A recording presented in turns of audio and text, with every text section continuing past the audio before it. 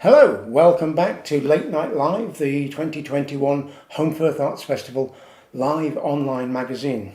I'm John Coombs, and you might have seen me about filming the festival every year. I'm the one who's got the big camera with the steering wheel attachment.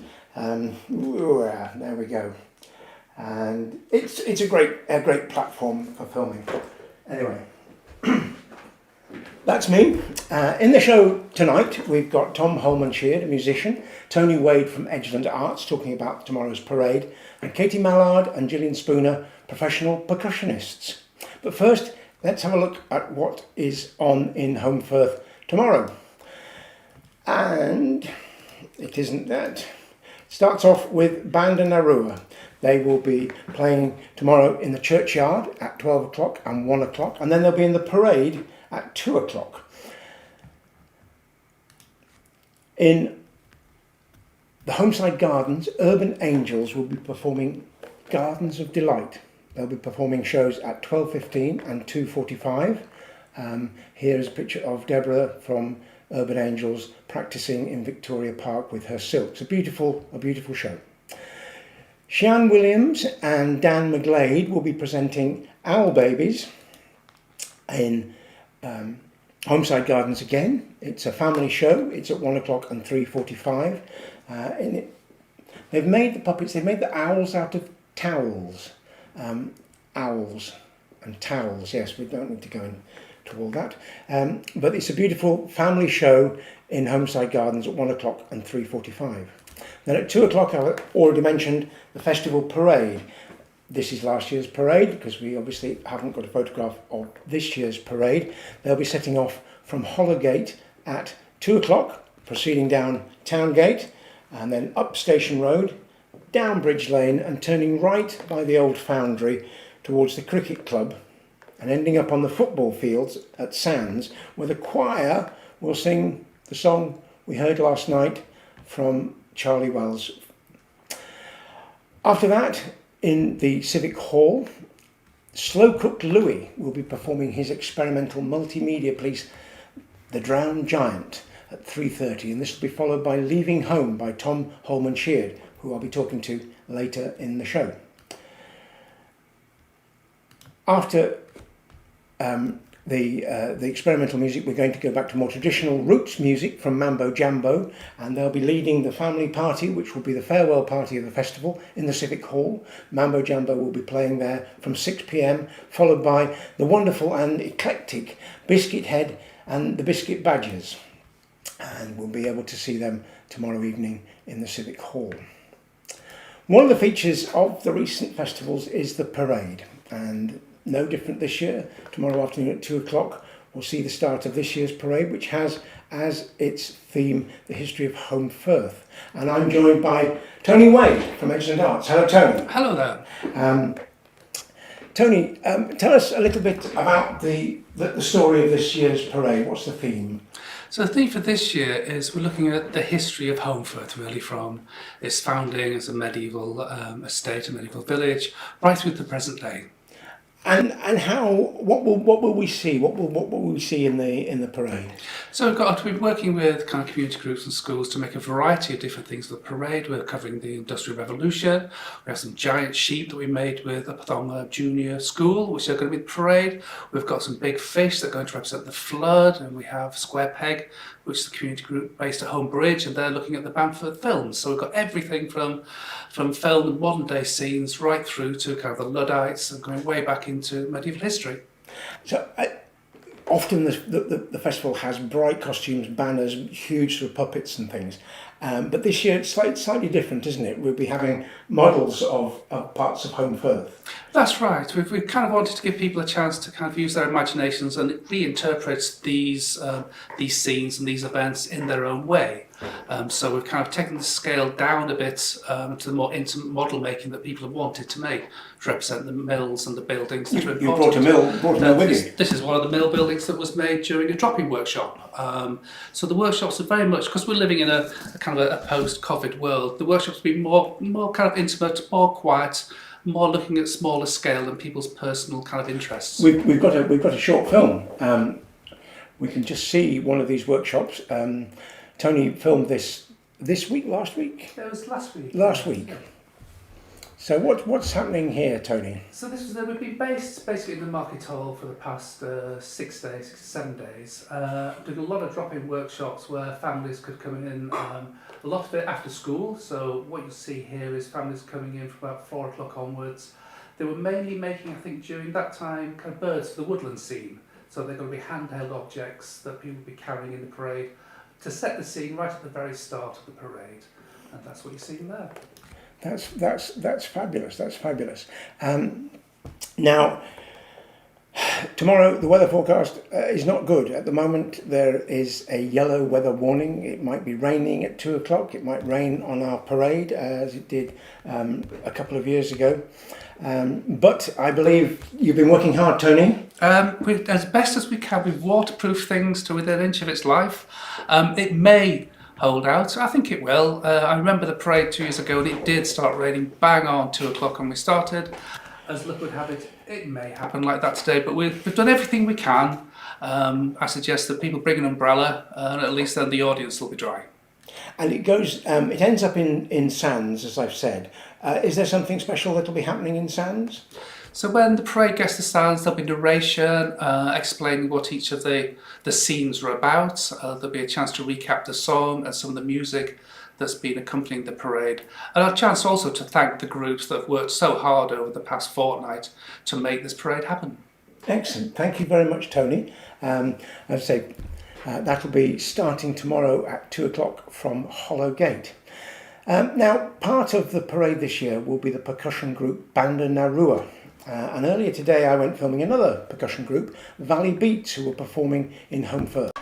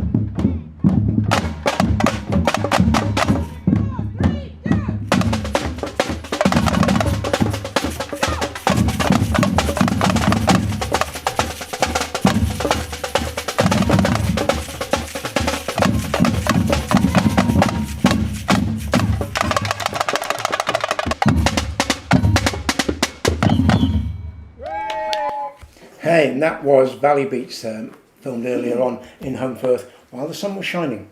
Joining me now is the leader of both Valley Beats and Banda Narua, percussionist Katie Mallard, and one of the Banda Narua percussionists, Gillian Spooner. Hello, there you are. Hi. Now, Katie, you describe Valley Beats as a supportive drumming group for adults from all walks of life. How did Valley Beats come about? When I first moved to the area up from Cambridgeshire, I started what is now Banda Narua, but was Honley Samba Band at the time, and it was quickly developing pace. It was we just play hard, fast songs, really, don't we? And it was apparent that there were some people that didn't fit into that and just needed to be able to play percussion in a group, but have something that was more accessible, more at their level. And Valley Beats was born. Right, you describe your band as a percussion orchestra. So what sort of instruments do you use within that?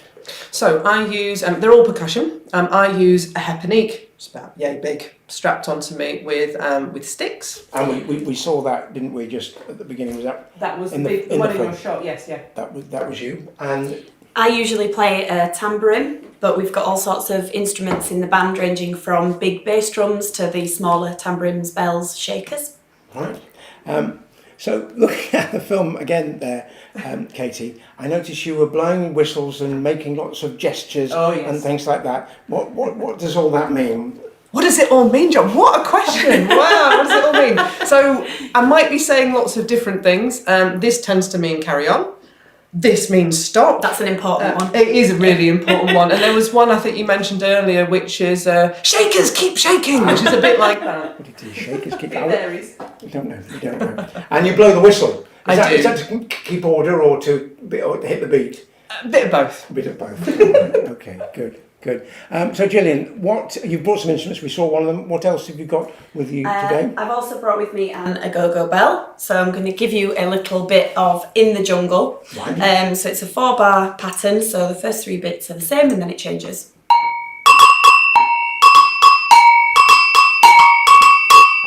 Very nice. Thank you.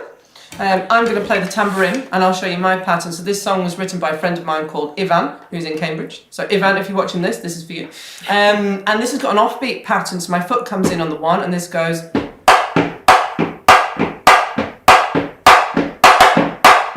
So Okay. should we put them together, John? Is that all right? Let's put them both together. Okay. Are you ready? 1, 2, 3, 4.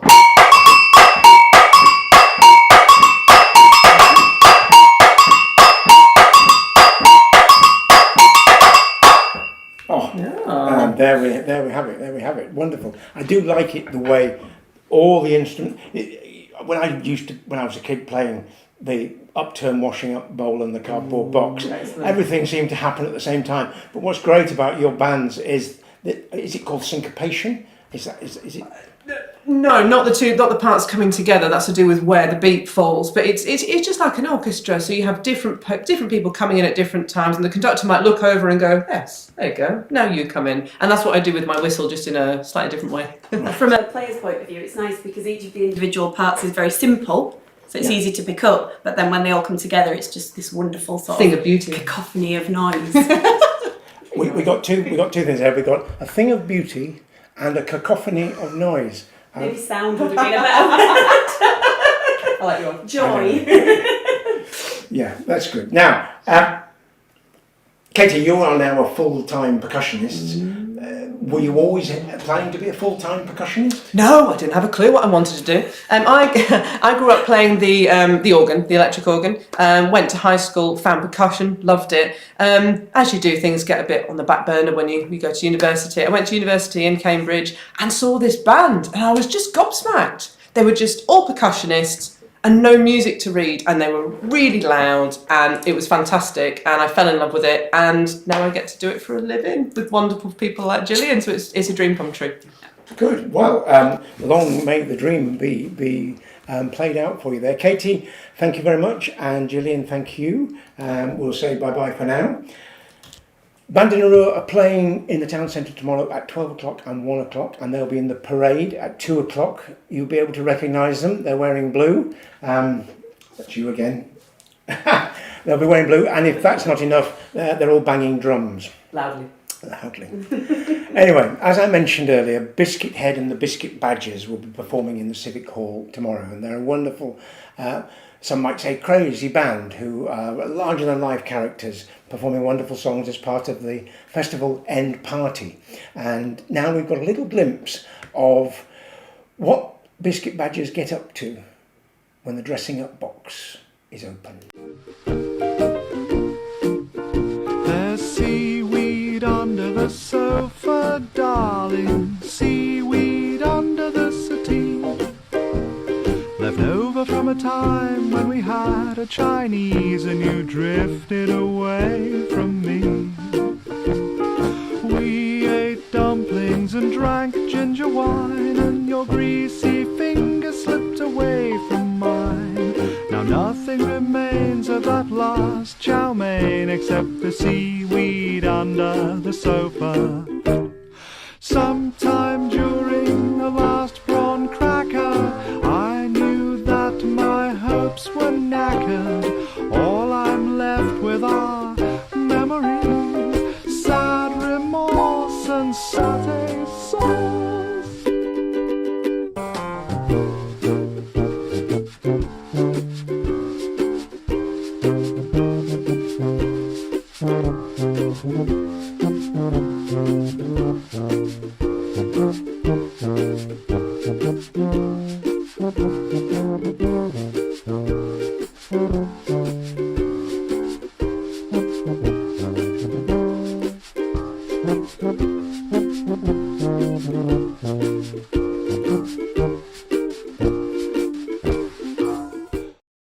Biscuit Head and the Biscuit Badgers, and that was a piece performed especially for camera. I don't think they'll be setting fire to the tuba tomorrow in the Civic Hall. Anyway, joining me now is Tom Holman-Sheard. Hello, Tom.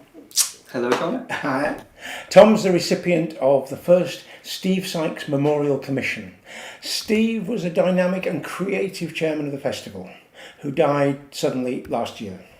And the commission has been set up in his memory to encourage emerging artists to create work inspired by Home Firth and the surrounding landscapes. So, Tom, your piece is called Leaving Home. Just describe it briefly. So, it's called Leaving Home because I left home, the home valley, and I went to live in Portugal. And I won this commission. I'm very grateful to have won it, and I'm coming home essentially, and the piece is sort of about how you get to know a place even better once you've left and had some experience of a different culture. And, the piece itself has music. It's a musical piece, but you also use words within there. How did you find, where did the words come from, and how have you used them? I interviewed around 45 people. Some of the speeches I didn't actually use because of various reasons, but I just went around interviewing people, family, friends, just people on the street. I went up to Home Moss Mast car park, interviewed people just... Did you interview the man in the ice cream van? Oh no, but it does feature on the video, the ice cream van, yeah. Good. And how you mentioned earlier on that you have you've digitally cut up the words, the sentences to create words which you're sort of placing. Does that mean you're sort of playing them like an instrument? Well, I cut the words of the speeches up and arranged them according to subject and nouns, adjectives, verbs, and sort of just made little collages that are set audio files, and then I'm accompanying those. So they're kind of arranged rhythmically, but I'm just like pressing MIDI buttons and they're playing, and then I'm sort of accompanying the speech with sounds of the Moog synthesizer. I have a Moog Matriarch and a Mother 32. So they're sort of accompanying the speeches, and then I'm using a software to apply like filters to the speeches. So yeah, I am kind of playing them, but they're just being triggered, and then I'm applying effects on top. So again, you say that you left Home Firth, you now live in Portugal, I believe, and that's where you sort of found the initial melody for the piece, is that right? Yeah, I was just sort of playing around on the Matriarch, and it has a really interesting sequencer, and you can patch the different parts of the instrument and basically create really sort of unexpected aleatoric outcomes. So I managed to... We've got a clip of you doing aleatoric outcomes. We'll ask you about that later.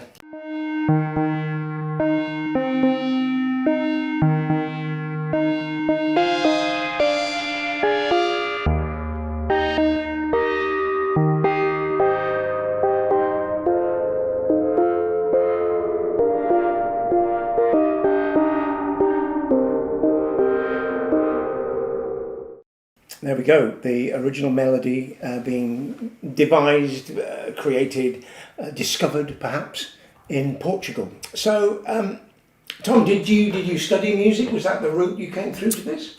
Yes, I studied music at Huddersfield University. I did a master's degree in music composition. And then I got into electronic music sort of later on, through friends and just people I met in Porto that were really interested in that, and over the past 8 years I started really to enjoy electronics. And but originally I learned piano and studied very non-electronic. Classical? Yeah, I studied classical music, and then I studied just very like notation type of composition, which is there's a world of difference between the two things. Yeah. Where you are now. So who would you say would be your main influence or your favourite musician? In relation to this piece, because I really like to work with speeches. When I was a teenager, I was obsessed with Bob Dylan, and I just loved lyricism, poetry, and I've always sort of tried to integrate that into my work. Even though I'm working with electronics, the stuff that I make in Porto I'm always sort of talking over music and adding voice to music and poetry. So we can actually see a short clip of Tom sent me this 2 weeks ago. Is it a work in progress that we're going to see, or is it part of tomorrow's performance? It actually makes part of the performance tomorrow. It is a very crude version, but yeah. Okay, so it's a sort of work in progress as part of tomorrow's performance. Here.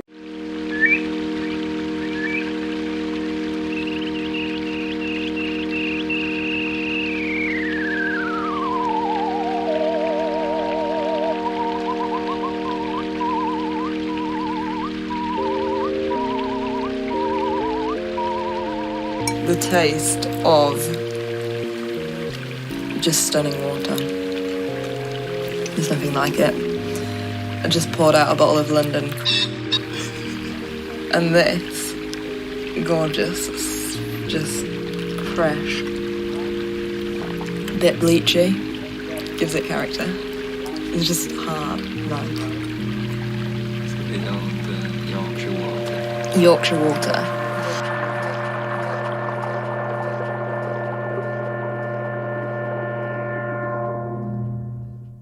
Whoa, I look forward to that. I shall be there tomorrow, Tom, for sure. So what would be what's the next stage for you? What's the next journey?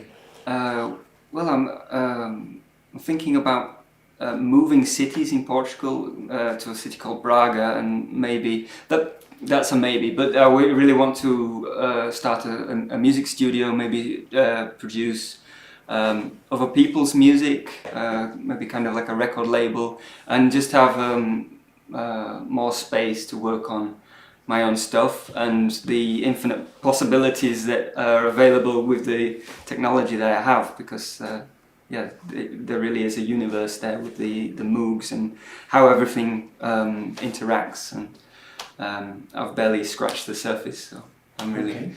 Okay, well that's great. So thank you very much, Tom. Tom will be in the Civic Hall tomorrow at 4 o'clock in the afternoon. Also in the Civic Hall tomorrow afternoon, I think at 3 o'clock, will be the experimental cellist Louis Barbie, who goes by the name of Slow Cooked, for reasons probably known only to himself. And he'll be performing the audiovisual piece The Drowned Giant, adapted from a J.G. Ballard short story. Here's a small clip that we filmed last year.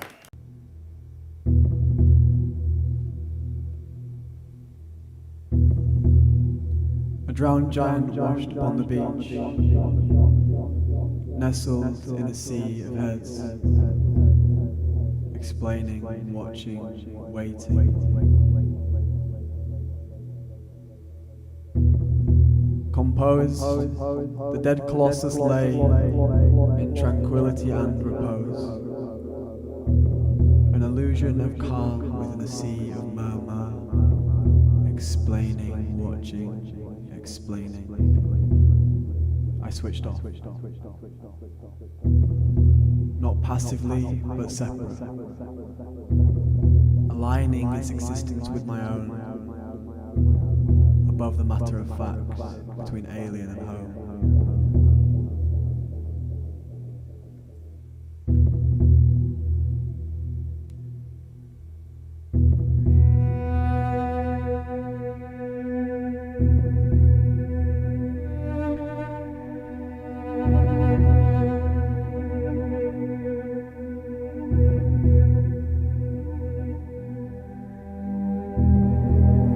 to that beach by a rock in my gut. I saw his silhouette everywhere I looked. Ripples disturbing my senses. His scent finds me in the groceries. His sound on the roads. And there we go with slow cooked, sometimes called slow cooked Louis. That's all for tonight. So thank you to Katie, Gillian, Tony and Tom for coming in and joining me here. And indeed, that's it for Late Night Live this year. I hope you enjoyed it. I certainly did. All 3 shows will be available on the Facebook page and the YouTube channel. If you've missed anything, they're archived on those pages and those channels. So a big thank you to all my guests this week. And a thank you to my production crew, Catherine, Hannah and Jacob, and to Bev Adams, our producer and the festival director. There's still a lot to see in Holmfirth tomorrow. Details are on the Holmfirth Arts Festival website page. So I hope you enjoy the rest of the festival and good night.